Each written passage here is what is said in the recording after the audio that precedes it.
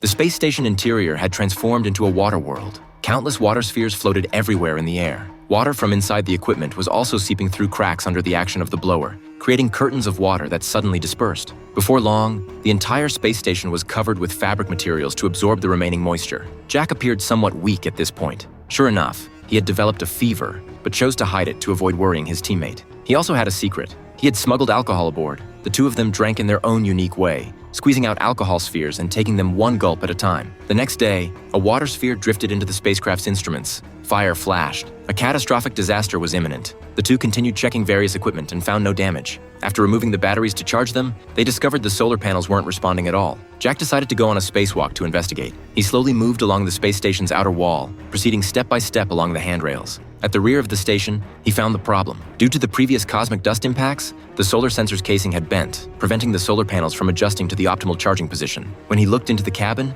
it was filled with debris flying everywhere and smoke drifting about. He urgently called out to David but received no response. Moving to the other side of the cabin, through the glass, he could see fire spreading inside. David was desperately trying to fight the fire, but to no avail. Anxious to save his companion, Jack made a powerful leap and, just as he was about to fall into space, grabbed onto the solar panel. He continued climbing along the station's outer wall. Before reaching the hatch, a massive silent explosion enveloped David as he was ejected. At this point, the commander also couldn't contact the space station. Just when everyone was in utter despair, Jack's voice came through the headphones. Over the past 9 hours, they had narrowly escaped death. Fortunately, David had only suffered minor burns. Although the fire was extinguished, the spacecraft was damaged, meaning the entire space station was once again out of control. David, having inhaled large amounts of smoke, suddenly began hallucinating. He shouted that NASA's space shuttle had docked with the station to rescue them and frantically headed toward another hatch. Seeing the danger, Jack followed closely behind. The two wrestled as David irrationally turned the hatch handle, but there was nothing outside that hatch. Jack held him, saying he had once seen angels too.